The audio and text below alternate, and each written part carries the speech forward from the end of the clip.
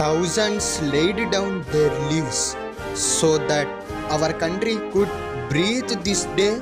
Never forget their sacrifice. We have become so busy with our lives that we have forget to celebrate the day of our freedom. Let's not forget that we are Indians to and celebrate the day of freedom.